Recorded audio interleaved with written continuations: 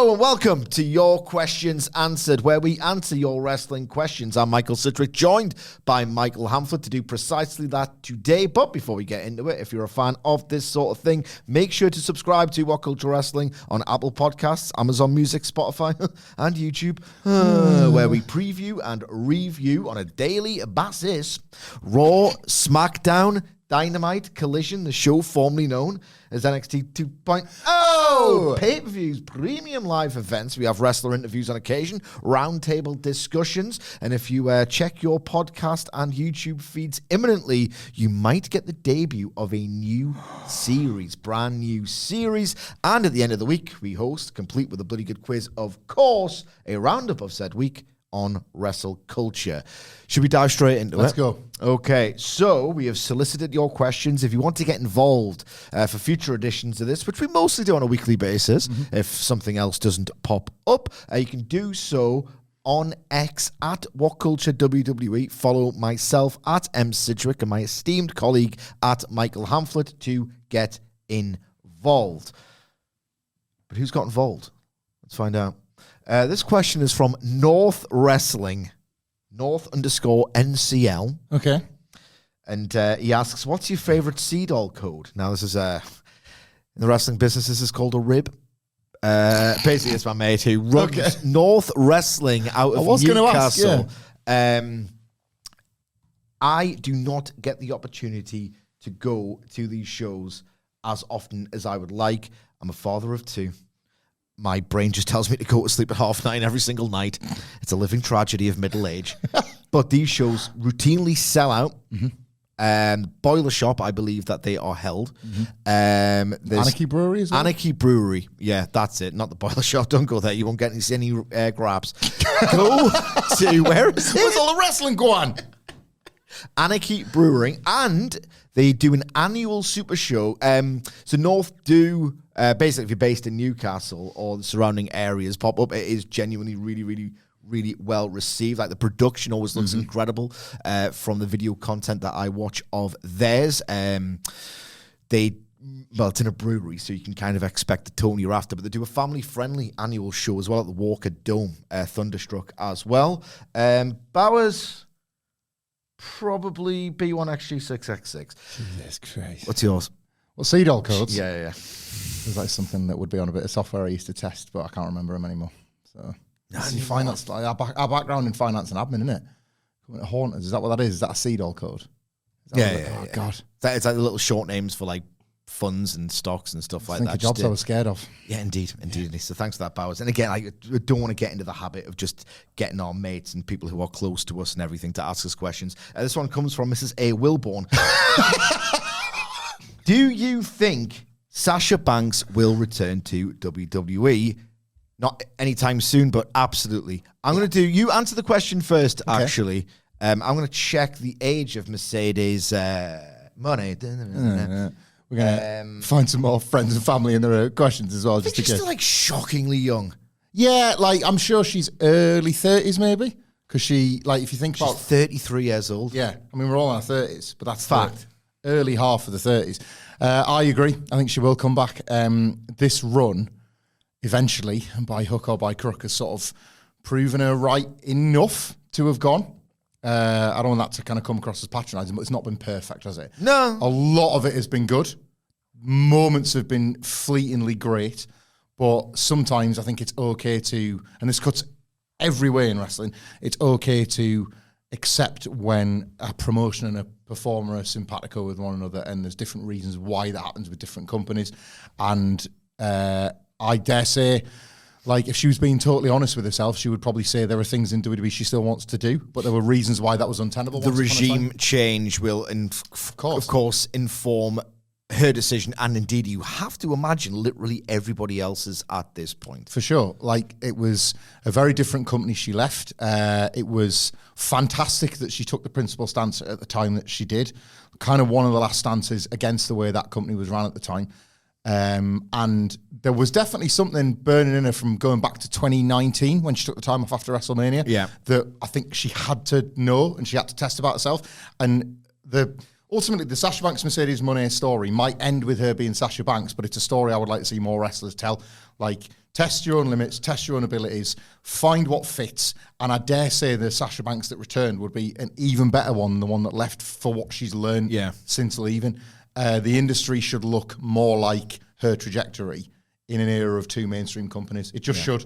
Like, we should get loads more of this. And I'm not just saying like AEW and WWE, because both of them have avenues outward now. You know, you've got the long-standing attempts by Tony Khan to like broaden the net so that wrestlers can wrestle, indies can wrestle for New Japan. She's got 4 belts at the moment. That's not happening in WWE. But even WWE now have got this like tenuous link with TNA for however long that lasts. So this should be the trajectory of more and more wrestlers now. Locking in for 20 years is great if you're buying a house and great if you want like a safe and comfortable living, and more wrestlers should get it.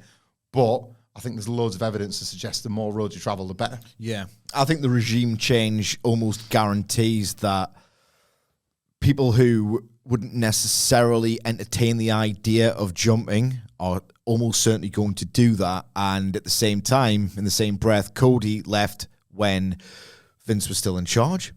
CM Punk rejoined WWE. Cody left AEW to join WWE when Vince was still in charge, so it's not even that big a factor, realistically. The money talks, the bigger profile does talk. CM Punk left AEW to go to WWE when there was a remote chance of Vince McMahon, who was still like really high up in TKO, like the chair and all the rest of it. So, yeah, I just think that inevitably everyone will go everywhere if they've got the name value. I remember very quickly before we move on, when Cody left, this is 2022. I really should have known better. And not that it's happened, but someone on Twitter said, it'll be Ambrose next, Moxley next.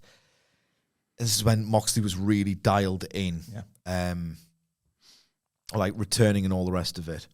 And I thought, no, did you not hear what you said in 2019? Now in 2025, after 2022, it just seems more likely than ever that he's willing to entertain the idea. So, I think she will. And knowing AEW's rubbish luck, she'll actually be a star again. A quick detour into the world of football, soccer, from the number one mega fan of me, not him, Matt Rains. He's just my best friend. It's the same. He says, "Happy Friday, K&B, King and Bestie. Thoughts on the new Champions League format? I do think it's a bit convoluted, but when you're just top in every competition, it doesn't matter." Joking, of course. Did the wanker sign, Matt? Okay, did the wanker sign because, I'm not the biggest fan of Liverpool. Just, never have been. Yeah. Not even the most loyal and wonderful fans can sway me from that opinion. Really don't like Liverpool Football Club. Less facetiously, I don't know if the ends justify the means. The whole idea is you have this pretty awkward, who's playing who again? Why aren't you playing everyone? That's halfway between a league and a group stage.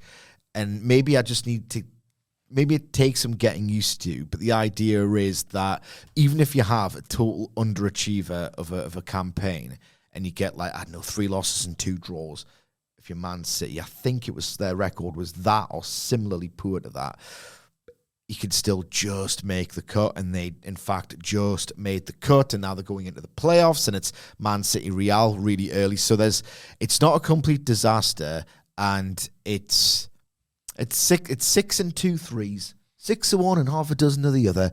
Do you want a pretty dire final group phase, final round of group fixtures, or do you want a pretty dire and who's playing who again? Are some of these teams really worthy of the elite European competition?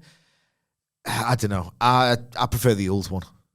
You don't watch football much, do you? I ain't got no skin in this particular game. But you all seem to have a nice time with it, talking about it in the office this week. So only for the accumulators. Yeah, but there was a lot of that, and I've never seen any conversation around that over the Champions League ever. Groups. Really. Yeah, we had a fiery debate because I just listened to an old head and it made me yearn for a more simpler FA Cup style European Cup.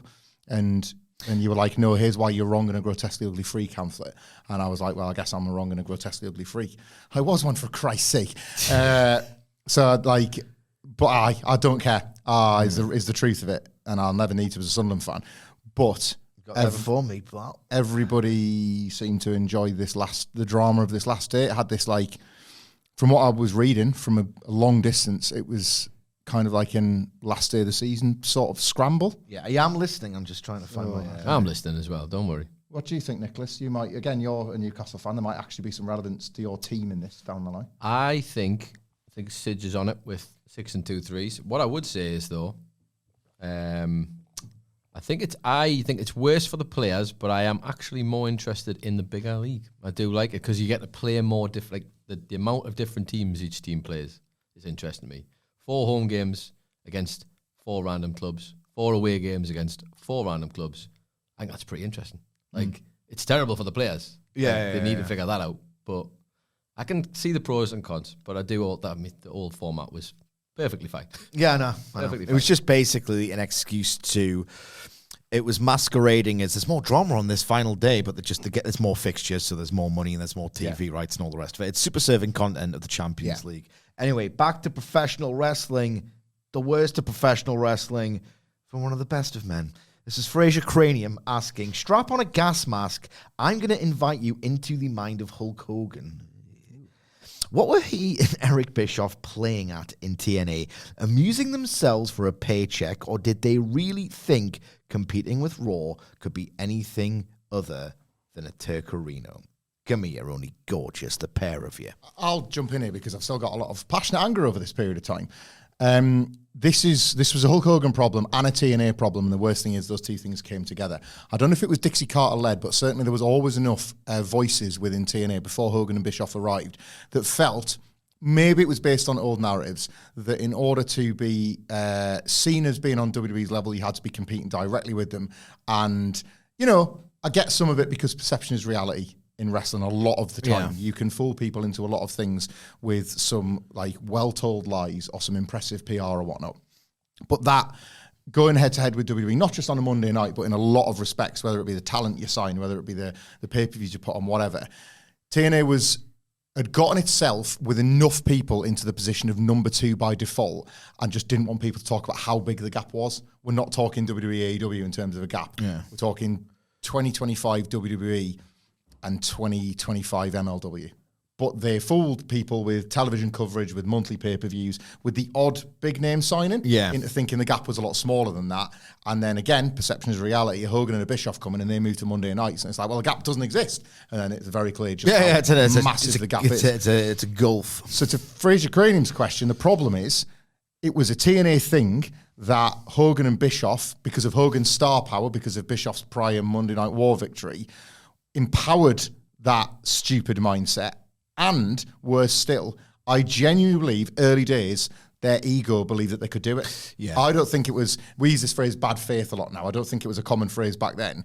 Their initial belief in TNA's ability to succeed wasn't bad faith for the first 6 weeks. It was the sudden realization of, oh my God, we haven't got any ideas. Like, all we've got is the same 6 ideas we've always used. And they kind of stopped working when WCW was still in business. So their egos, alongside TNA's ridiculous ambition, was the worst possible combination from TNA. I wish there were louder voices in the room before Hogan and Bischoff ever arrived that said, hang on, we're on Spike TV. We're nearly profitable and manageable, and people think our wrestling's credible. Hold that wheel, stay that course. Yeah. But that was never getting spoke about then. It's the easiest thing to say in hindsight. Yeah. It's one of those where Bischoff will tell you years and years later, we never thought we could compete.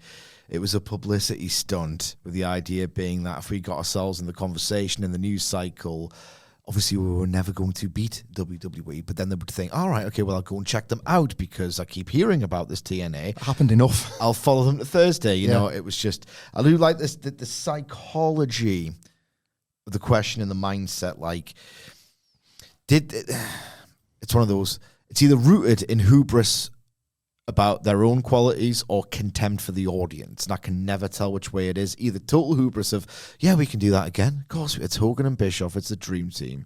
And they actually thought they could do it. And if you look at Eric Bischoff, I mean, he just reeks of arrogance. Yeah. Informed that once really entertaining TV character, you know. Or total and utter contempt for the fans of, I mean, we're walking into a studio a lot.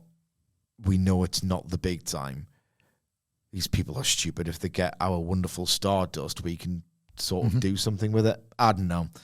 I'm inclined to believe that they thought they were going to take the world by storm. They thought they were going to take the world by storm because they were complete and utter morons. It's a shame. I still think it's a shame that happened. Like, I went to you'll find a lot of people. It was the death of them, ultimately. Yeah, you'll find a lot of people in this country, especially. They're the number 2 now, sorry. They're the number 2, or they're chasing down AEW's heels. We are chasing you. Like, there's a lot of people in this country in particular that will have a real What a blithering idiot you have to be to actually believe that. There are people saying it. You see those? Yeah, Bully Ray. Well, yeah.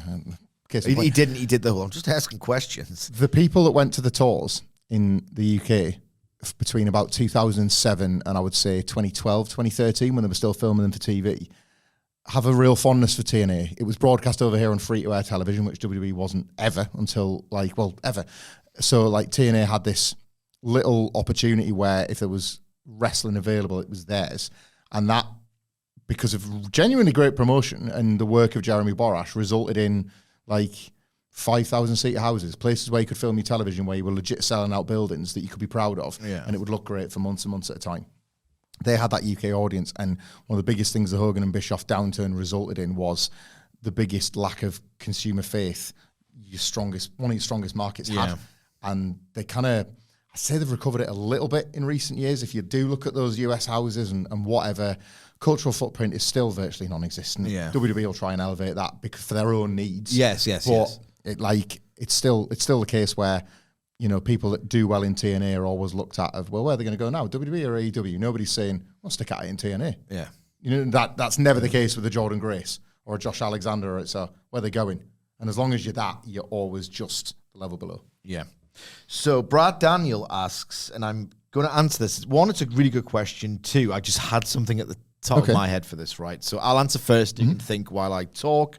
Brad Daniel, thank you for your question, and indeed thank everyone for your questions. So Brad Daniel asks, is there an obscure bit of wrestling lore that you find entertaining or interesting to this day? If so, what is it? I never, or try not to miss an opportunity to tell people this. I don't think I've done it on a podcast before. Certainly in WhatCulture articles, I've sort of identified this. I was just watching years ago, some random Raw for research for a list or something. And I've discovered through rewatching it and then hearing an anecdote about something else and splicing these two things together that quite possibly, he's certainly up there, the funniest man to ever exist was responsible for one of The Rock's worst bits. And between them, two of the least talented people in wrestling history were responsible for one of The Rock's best bits. How can that be? What? Is this opposite? Yeah, exactly. Well, no, it isn't, and I'll tell you why. So, worst Rock bit. Well, actually, let's have some fun with this. It's time to play the game! Time to play the game!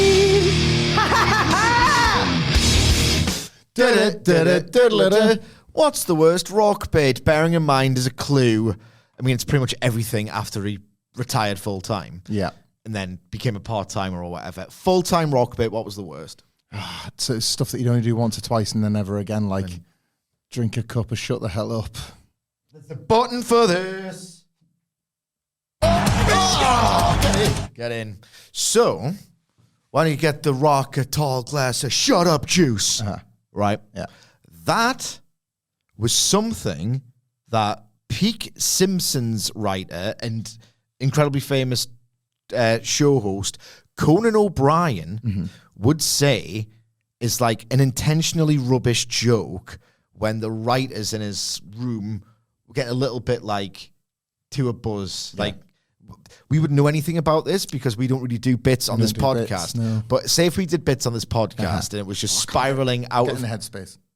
Right, I'm there. Yeah. And it was spiraling out of control, and Wilborn wanted to just sort of get us back on track. Yeah. Apparently, go get me a glass of shut up juice. Right. And it was not very funny, but he could make anything funny.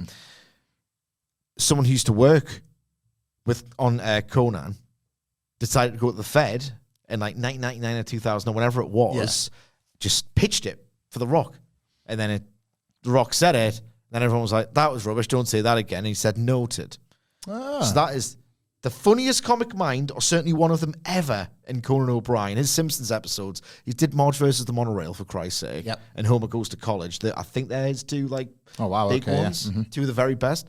Was responsible for the worst Rock bit. One of the best Rock bits was, of course. What's the best Rock bit? I really liked it when he turned his face up like that before he did his eyebrow, but that's not going to be what you're That's talking not the question. I asked you, what's the best Rock bit?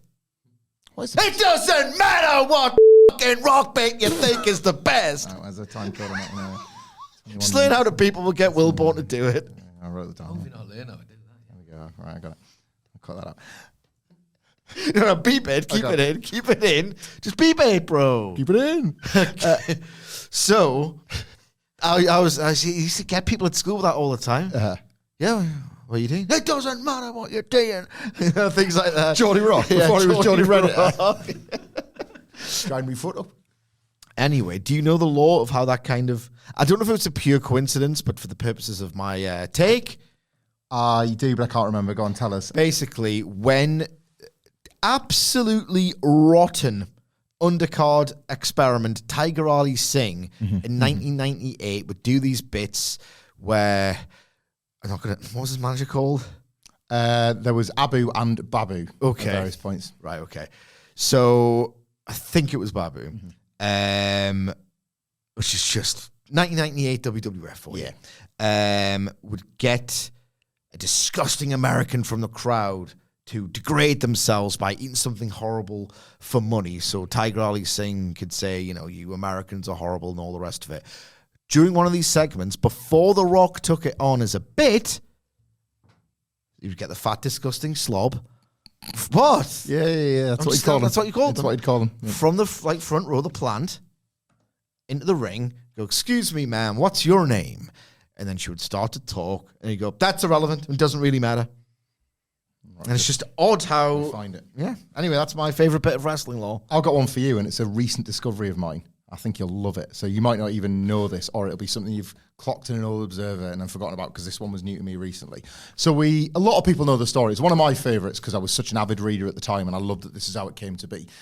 A lot of people know the story of, because Vince Russo has told it enough, of how by 1997, Vince McMahon was kind of like just exasperated at the state of his creative and all the rest of it. And there was some good stuff coming through, but there was some still absolute Turkerino Raws at the time. One had been particularly bad.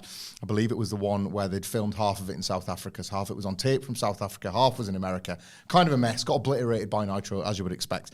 And there's Jim Ross and there's Jim Cornette and there's a lot of the Bruce Pritchard, the usual trusted sources, but who have got their own yes men. Difficult thing to balance with Vince. He's blowing a gasket as usual, and he walks in, he slams an issue of Raw magazine on the table, and he's like, this is what I want my World Wrestling Federation to be. Why isn't it this? And that was ultimately Vince Russo's key to everything. Yeah. Then he's brought into the room, then he assumes the most power in the room. His ideas are listened to the most. WWE effectively becomes shaping as much in his image as anybody else is in that room over the next year and a half before he goes to WCW.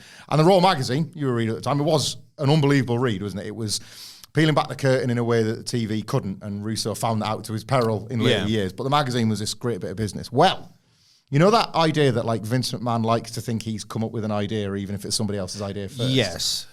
This exact scenario had happened 2 years earlier, to the point where he wasn't so much invited into the inner circle, but his ideas were listened to for the first time because of his work on WWF magazine long before the Raw magazine ever came to be. Who was the strong voice that was reading the magazine and going, Not Jim Cornette.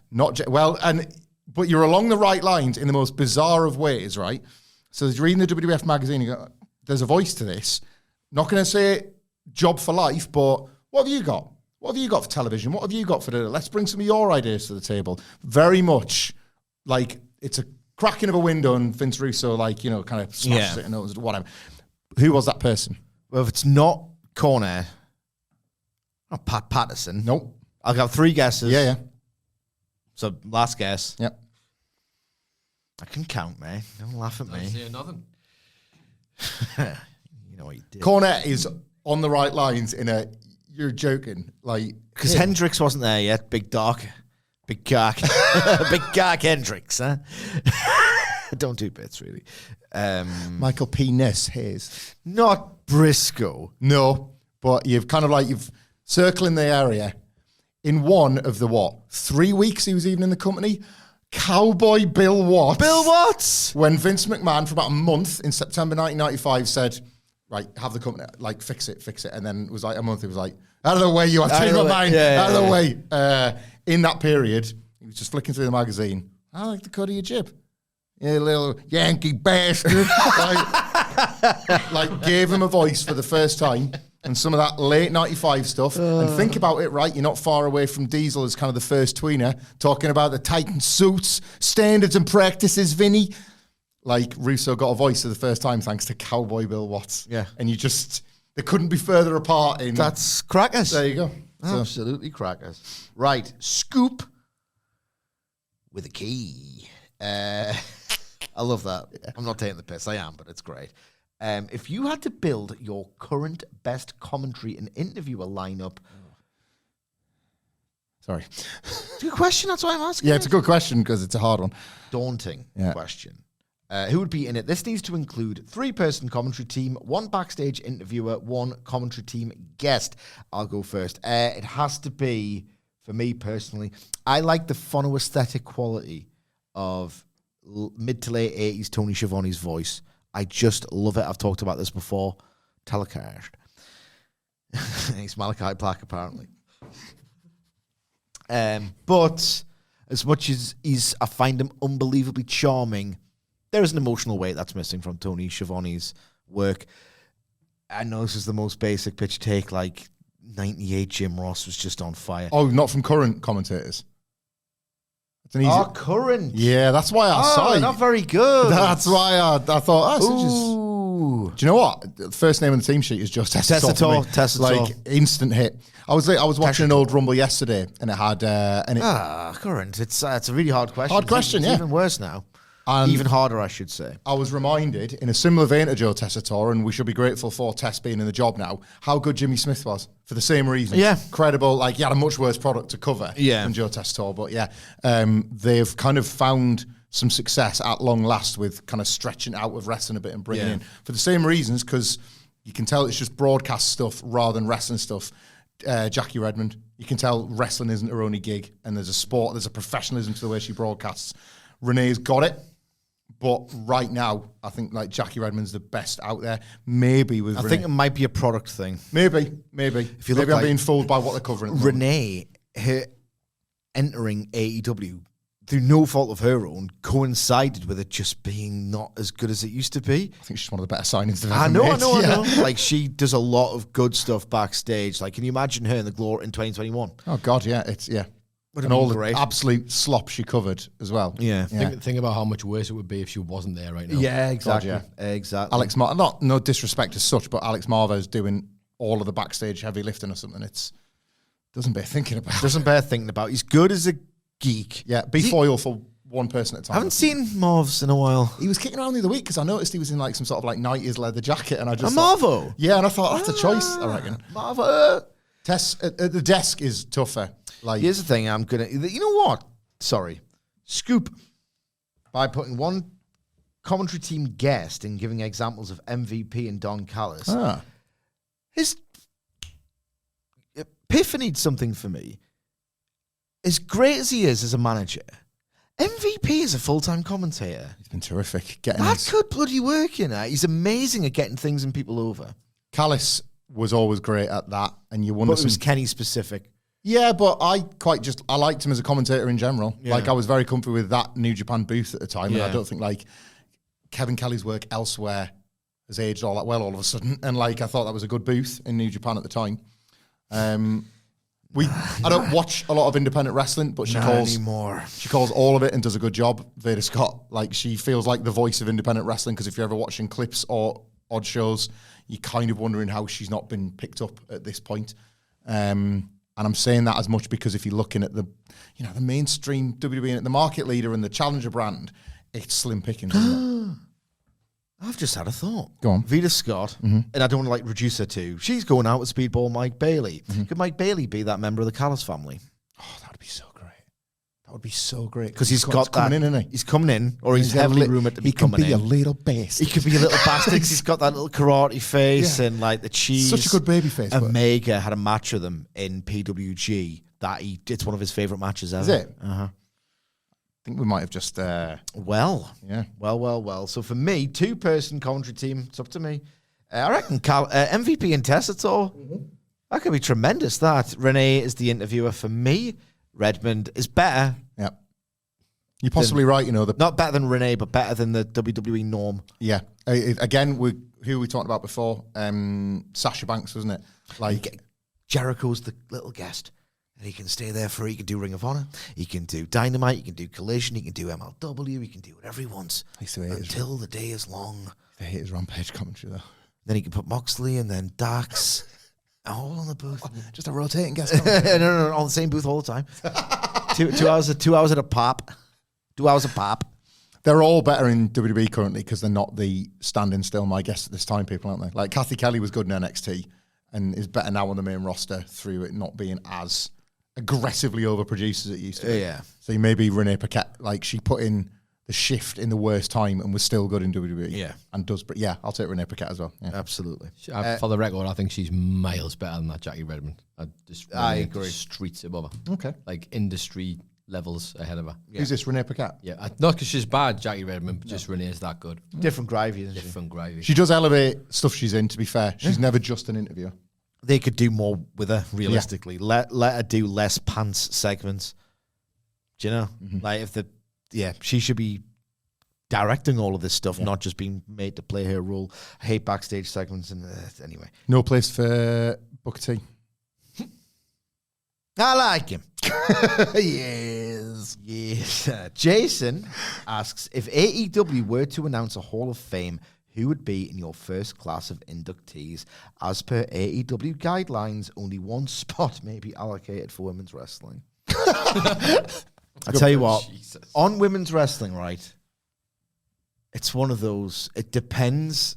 Every Hall of Fame is political. Yeah. Even the Observer Hall of Fame, there are historians cannot sanction certain modern wrestlers, even if they probably deserve. The Young Bucks deserve to be included. Yeah. They eventually were.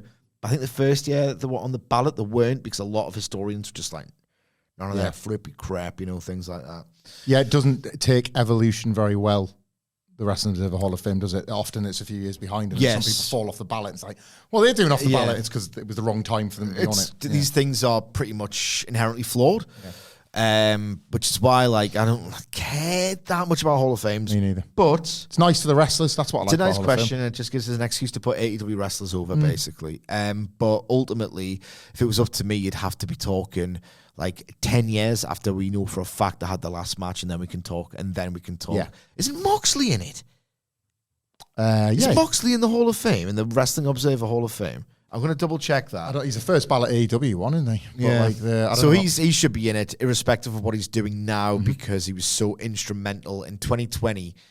Wasn't perilous, but there was a big chance that could have just been, oh God, I can't watch this, it's too bleak. And he didn't save the company. The company was firing on all cylinders in spite of everything, but he was instrumental, drew for them. But for the women's wrestling side of things, at the minute, the temptation would be Shida more than Baker, is that sort of thank you, but Baker was the star. She's had iconic matches, some really incredible segments. It's funny how politics ultimately always dictate these things. Yeah, about the time, because it would be Baker. Typically when people get in eventually, but imagine in 1997, WWF putting Hogan in. It's just not happening, is it? Yeah. It's Sting was, I think, the first TNA Hall of Famer, and you could argue his AEW career was such its own thing compared to everything else Sting's done. John Moxley is not in He's not in a Wrestling Observer one? No. He must have been on the ballot He's on this the year. ballot or something. Yeah. But keep it simple with AEW. You go for the people that founded the company. You go for the people that have carried it on its back, and just go for whoever the biggest business mover was. Shut up, man. That's it. Just simple criteria. Metrics. The elite. John Moxley. It's like, definitionally, you have to put every past, present member of the Elite in there. Cody Rhodes. Definitely. You know what I mean? You don't do that for like another 10 No, years. that's But it, he yeah, inevitably no, does something with them, you know? But on total merit, taking away politics, It's the Elite. It's the 5 of the Elite.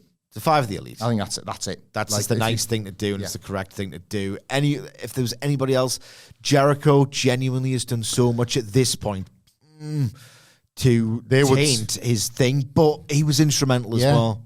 They would say it doesn't happen without him, I would imagine. Was Baker Hall of Fame level, or did you just have one of the better runs that a wrestler has had in a North American major for 20 odd years? You said something recently that, it's just passage of time stuff that horrifies you. We reached the point where AEW, you could make cases for it being like bad for as long as it was good. Not uneven, cold, yeah. Certainly, like if you're considering like a hot period or a favorite time, that becomes longer ago than last year or something. To that end, for the sheer amount of time she's been doing it, like Toni Storm for me is amassing a wrestling Hall of Fame career in front of our very eyes. If you look at the time now, we're talking like long before Timeless Toni Storm or even the Outcasts, we were kind of calling her the ace of the division on consistency alone. And how important was that when the women get so little exposure? Yeah. She was standing out as like, well, there's a banger in her every single week. So like she would probably be the one, because look at how that Timeless character made her the actual money drawing sticker on the poster star for the first time. Yeah. Beyond Britt Baker, because the matches are almost always there. Yeah. Okay. Vio asks, who do you think should eventually be the one to dethrone Mercedes for the TBS title? Personally, I'm thinking Holly Cameron. If this match, this presumed match, which they've teased between Mercedes and Holly Cameron at Grand Slam, completely, it's weird. Will it over-deliver? Because I think it's going to be loud and dramatic, and they'll get a decent bit of, they'll get a good bit of business, if not a great match, if that makes sense, out of it. If she continues to progressively improve, there's a great story to tell there. But, you know, we talk a lot about AEW Women's Division, about takes up, well, more than 77% of the podcast, let me tell you. You know, Mercedes feels like she's clicking. Aberration of a weaker side, one would hope. Toni Storm, massively over, gets a bit of investment in that character, more so than Baker, most women in AEW history. When you ask this kind of question, you inadvertently sort of highlight, there's not many women's wrestlers with so much momentum and so much book and focus and equity with a crowd where you're thinking, it's got to be her. Oh, no, actually, it's her. Actually, who is it? Yeah. You know? Because where's Willow Nightingale? Yeah, well, remember when she was going to have a match with Marina Shafir? Do you know where Willow Nightingale is? And that just never friggin' happened. Yeah, because of the Death Riders. Yeah, Willow Nightingale is in Tony Khan's head as the person that beats Mercedes at Double or Nothing, maybe because it's 1 year on and he loves that old wrestling stuff of like... All the while, though, meanwhile... Chris She's just not as over as she's not. Because it's just not built and built. But in his mind, she's always there. And then it's like, right now, can just heat her up in a month and like, I want my shot. It's been a year since and I'm ready for you now. There's been no story leading up to that point, but she's just like, that does sound like something time. He would do, yeah. So like, I could see Double or Nothing 2025 Willow winning. I will say, and it's frustrating me that it feels like it's slipping through their fingers again, I felt they were on the cusp of a Hangman Page quality arc for Chris Statlander when she lost again to Mercedes. You know, the pay-per-view rematch, and they left the camera on her and she lost, and it was the fans came up for her and it was like really admirable defeat sort of stuff. I was like, in spite of all the ways they have botched Chris Statlander's character over the last year, people just want her. Yeah. It's like a real good force of will with Chris Statlander, and the third time around she'll get it done. So if you wanted to, they kind of have put the work in. But what's she been up to in 2025? Like, what's that character? Their inability to keep like women's wrestling at the forefront of anybody's mind and not just here's your feud of the month, here's next month's feud. Yeah. Affects someone like a Statlander who they're trying to tell a longer term story with. So the answer is no one. Willow. Based on nothing. Based on calendars. Based on calendars. It's the way to book. It's the way to book. Okay. The H stands for, if you were a wrestler, if you were a wrestler, what would your theme tune be? Pick one for the 80s and one for now. A bitch. I could never wrestle. I never aspired to be a wrestler ever. So the only role That song came out. I could conceivably, believably play in the pro wrestling arena is of a little bitch. Right. A little bitch who can kind of run his mouth if the rant takes me. And I get taken over by the rant. But someone who gets his ass kicked is a little prelim, and it's quite fun. I am the QT Marshall of little bitches. Yeah. You know? So what theme? You know what? I would go for a kind of a bit of a juxtaposition deal where I come out to it's called Level 42, Living It Up. Mm-hmm. Is that the lyric of the song title? It's both, isn't it? Both, yeah. Living It Up by Level 42, where I come out and I'm King Bollocks. King Bollocks, Michael Sidgwick. It's good. Crown's got a couple of danglers. Yeah, no, like the little testy. You know, like the little spheres on the old school King of the Ring crown. Yes. Just a little bollock. I was thinking like the Young Bucks pearls in their eyes, but they're all bollocks. Both, bollocks. it's all good stuff. It's all bollocks. It's all good stuff. Oh, King Bollocks, Michael Sidgwick. Dun-dun-dun-dun-dun. Sun goes down. I can feel it. Living it up. Living it up. And this is the guy who's like, I'm the king. I'm King Bollocks. You got like a chain on, which got a pair of testes on, like a little hanging on the front. Yeah. The more bollocks, the merrier. That's it, yeah. And I come out, and then someone comes out and kicks my ass. Yeah. But like that sort of completely deluded goober jobber character. That's what I would be, and that would be my theme song. I've also 80s and present day. It's a timeless classic. I've also never ever considered the even idea of wrestling, but we've talked about characters that we use in the games before. So I would always name mine Mike Hawk, and Mike Hawk and King Bollocks would be quite the team. They'd be quite the team. And the theme for Mike Hawk was always the theme from Return of the Saint, because it's the one that Partridge drums in his car when Lynn's grieving, and he's like. It's got like a really good build up, and then the sax solo kicking in for the start is the exact moment you burst through the curtains, like Mike Hawk bursts through, like Mike Hawk and King Bollock. Oh, best tag team. Got it. Better tag team than the Hardy Boys. Huh? And if you did it right, you could do like what they call fatal influence. You be the top, and then Sidgwick comes because he's the bollocks. You see, that's like the shaft and the bollocks. Perfect. I like that. Please, if you haven't, go back and watch the two entrances from Fatal Influence versus Gigi Dolan, Shotzi, and Tatum Paxley, where they're all like, I mean, I don't wish to take the mick out of people's art. They've spent days rehearsing this, and it couldn't look worse for it. Is that fair? Over-rehearsed. Yeah. Over-engineered. She shoves Gigi Dolan down. Upside down stuff. Yeah. Screaming stuff. Jacket on the I think camera. the internet seemed to enjoy it. The internet enjoys a lot of stuff. Yeah, you sure do, pal. I'm definitely going to refer to you two as King Bollock and Mike Hawk from now on. King Bollocks, man. That's it. King Bollocks and Mike Hawk. MH, Mike Hawk. I like it. Yeah, that's it, yeah. Yeah, very good. Mike Hawk is taking a beating. Yeah. That kind of stuff. Yeah, indeed. Mike Hawk is massive. Mike Hawk's just been hit with the 5-knuckle shuffle. No! Asks. It's the name of the person who asked the question. Who is the worst? I really hope King Bollocks becomes your Dr. Fed, you know. You just have to, somebody send you the crown. I wouldn't have to do anything, though. That's the thing. No. That was my most dead man moment ever. Nice try, Hamflett. I don't have to do anything. So, no. It's just Bollocks all the way down. Pretty easy one here. Who is the worst wrestler of all time? Matt Hardy for me. Pamphlet? No, Matt Hardy, I can't in good conscience put him as the worst wrestler of all time, even though I despise his energy and I would burn the sage if I was ever in the same country as him. I loved the TLC matches, and I think one of my most fun sub 4-star match where it's like, it's probably, I mean, is it? Maybe it's, I don't care. It's, the friggin' tables match against the Dudleys at Royal Rumble 2000 is such a giddy thrill. It's so well done. Mm-hmm. And I talk about intent, like the amount of near misses through stuff. Yeah. It's insane. Yeah. Like they couldn't have done a more perfect version of that match. Feels real. Yeah, it does. Mm-hmm. Matt Hardy, I can't in good conscience, even though I'm not your biggest fan, and I think you're a carny and a fraud. I've got one, and I think we might agree. Okay, well, wait there.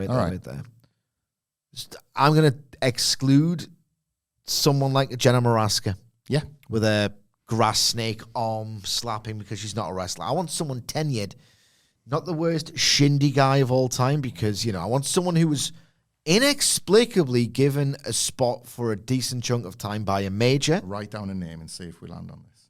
Okay.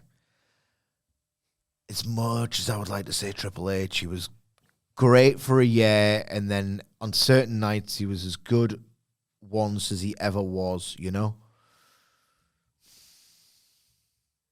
Should 3, 2, 1, go. Go on then, yeah. So like after go. So 3, 2, 1. Say the name. Yeah. Okay. 3, 2, 1. IRS. Kane. Kane's a good shout. IRS. Right. Kane, even before I learned more of his politics, I always hated Kane. Always. Even in 1998, I did not like Kane at all. I was never a particular Kane guy. Good friend of mine at the time at school, like Kane was his favorite, and I was like, Kane? Why? Slightly sick of Tombstone and The Undertaker, but they both stink. Yeah. Like, I never liked the way he moved. I've told you, Bret Hart broke my brain to the point where if wrestlers move in a way I find not right or funny, off them. And it goes both ways. IRS used to do the Del Boy falling through the bar. Yeah. That's how you used to go into the ropes? Yep. It's like, what? How? That's got to be harder. It's almost impressive how useless you make that look. He'd been at it for years at that point as well. Yeah. Decades. I don't think... I've got no love for the periods of Mike Rotunda's career that people actually enjoy. Because I think they're lying, ultimately. There's a million boots and trunks guys. You like Money Inc., though. Love Money Inc. Good character. Love Money Inc., and I still don't like IRS. That's the point. The matches, when he's involved in any of them, are so boring. And I like trash. You like Jey Uso, mate. I like Jey Uso. I like big losers that can't barely move. I love giants. I love fat guys. I have a deep love for the sports entertainment buffet. I've got a lot of patience for a lot of drape crepe. I've got a lot of time for the sort of carny in the terms of carnival side of pro wrestling. IRS is none of them. He's absolutely none of them. The only time I like IRS is right at the tail end of his WWE, because then he goes into frigging back to WCW with Michael Wall Street, and he's like, that's the death of the NWO. It's like letting him in. You letting IRS in? What? Where's the prestige gone? I might as well just buy a shirt from the shop now for as much as I want to be in it. He wrestles Shawn at the tail end of his WWF run, 95, and Shawn, little trigger Shawn, blows him up so bad. The IRS is wearing a blue shirt and he just sweats through it. He looks like he's going to die out there. It's just because Shawn's kind of an asshole. Ever heard of it? Shawn's an asshole. He runs him ragged. And IRS in this blue shirt, and you just think you've probably lost about a stone out there. I got something out of that, but I put in 6 years to get that. Kane's a good shout though. Kane moved funny. Compare that on one knee pedigree sell is criminal. I hate it so much. I hate it. That one, the one knee pedigree sell. Hate it. I hate his little big boot. Yeah, hate it. Compare the Diesel sidewalk slam to Kane's. Yep. Night and day. Night and day. The school trousers Kane is one of the worst looks in wrestling history. Yes. Ever. Yeah. Absolutely horrendous. And the fact that the point in his career... Did a Hurricane Rana once against Albert, though. Okay, it was a great match. It was good. It was really good. As a belter with Test on pay-per-view in 2001, there's your two Kane matches. So, there's two. He had so much power, and what instead happened was he was like, think about Kane, he's so versatile, he's in bloody anything. No, he earned the tenure to actually say no to the rubbish. Yes. He still did it anyway. Ah, guys, he's an absolute lapdog. An absolute lapdog bitch was Glenn Jacobs. Yep. Everything he did made me cringe. His in-ring work was horribly awkward and clunky. He's probably my least favorite. Worst, I don't know. I tell you who sucked, man. And this goes to the Bret Hart thing of he was so excellent in the execution that everyone who looked a little bit awkward, it was just magnified by the fact that Bret Hart existed. Midian used to do the rope run on his armpit. That's gotta hurt. He couldn't move. let alone wrestle. He couldn't move right. It was so weird that like it took me ages to rewire my brain to look at the way like Ric Flair used to move a bit weird. Yeah. I used to I used to have this weird bias against like Terry Funk. I learned years ago because of to how love, but like he's just a bit like awkward. I understand that's a feature, not a bug in a lot of wrestlers, but Brett, my formative years, Brett ruined almost every other wrestler for me. Do you remember reading about the plane crash for the first time? Ric Flair going, oh, and it suddenly opened your eyes as to why he bumps the way he bumps, and you'd never been able to nail down why it was different. Yeah. And it was like, he's not taking flatbacks. Yeah. But you didn't have the language or the understanding. Yeah. I just thought, this guy's meant to be good. It's a good job he's charismatic and great on promos because he moves funny. Why am I supposed to enjoy this guy's granddad? I'm a fan of the World Wrestling Federation. Well, I think there's one thing to do, and that's answer one more question. Thank you so much for the feedback. We haven't been able to get through it all, but that's why we do these on a more than semi-regular basis. So, again, usually on a Friday morning UK time. So I get the questions in. Right, okay. Chef Natro Libre asks, scenario. You're starting a wrestling company and have all your stars, but you need a right-hand person. You have one position and two applications. 1, Paul Heyman. 2, Bobby Heenan. Who are you going for? Now, it's Heenan for me. And I say that because Paul Heyman, and this is the worry about AEW now, is can AEW just be something good on its own terms without the luxury of being who are we versus? Who are we versus? I always hate that take. I know this is a tangent, right? But I do hate the take of, AEW, and they did have a really key promotional advantage of, we're not Vince McMahon's super brain slob. Yeah. I think as low as the bar was, they did a flying space tiger drop over it. Yeah. You know? They didn't have to be as good as they were. Yeah, I think both things are true. Both things are true. Heyman, like, if you think about his run as a booker, and yes, I know this bloodline thing's probably a little bit different, but then again, we know how much you like Kenny Omega. Maybe you just saw what the Elite were doing and thought, we should probably do that and see if we can do it over a span of years. So you could argue that the inspiration behind the bloodline, having this multi-year saga, was the Elite. ECW, I don't want to begrudge the promotional genius that made that into what it was in reaction to WWF and WCW sucking so much and him realizing and being sort of on the pulse enough to realize people think that sucks. If I do something that's the opposite, I'll get people who think it sucks, who think my stuff rules. And younger. There's a lot of like early AW Tony Khan in what Heyman was doing. Yeah, absolutely. And indeed, SmackDown 2002, we talk about this, well, we have talked about it a lot of, right, okay, I'll do a little bit of rubbish just to appease Vince so it still looks like a WWE show.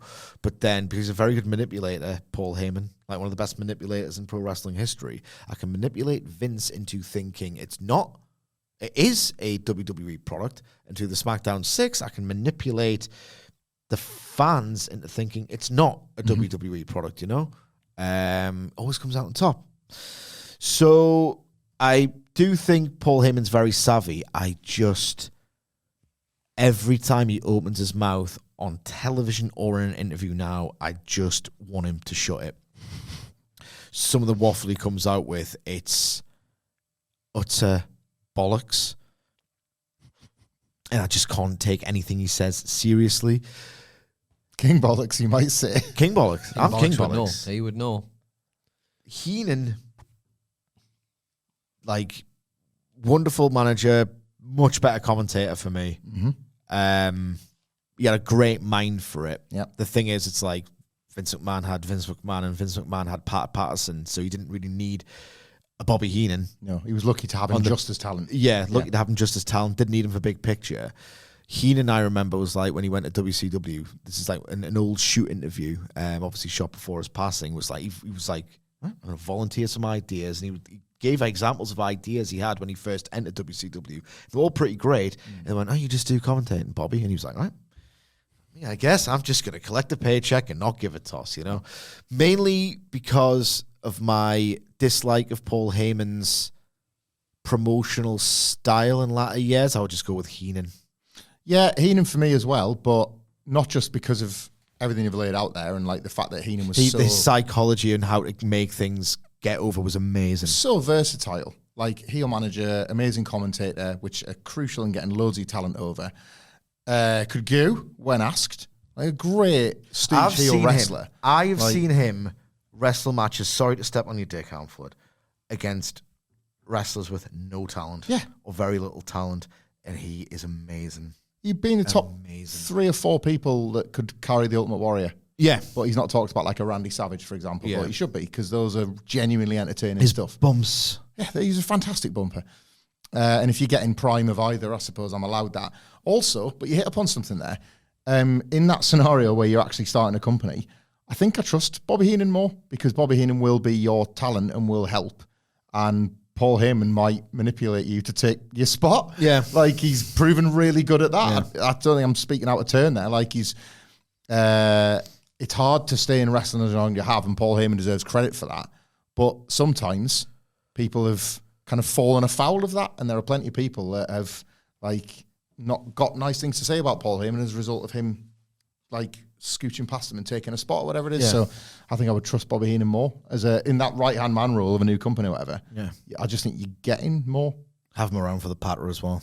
Paul Heyman would listen to this podcast and be like, "Sirs, I don't disagree with a word. Robert was a fine gentleman." And on that note, we will bid you adieu. But before we leave you, if you want to get involved in this sort of thing, again, follow us all on X at WhatCulture WWE. Whilst you're there, you can follow Michael Hamflett at Michael Hamflett. You can follow me at Sidgwick to get involved in this sort of thing. And if you like this sort of thing, we've got more podcasts coming your way. We've got Wrestle Culture earlier today. Michael Hamflett and Adam Wilborn recorded one of their little self-indulgent SmackDown previews.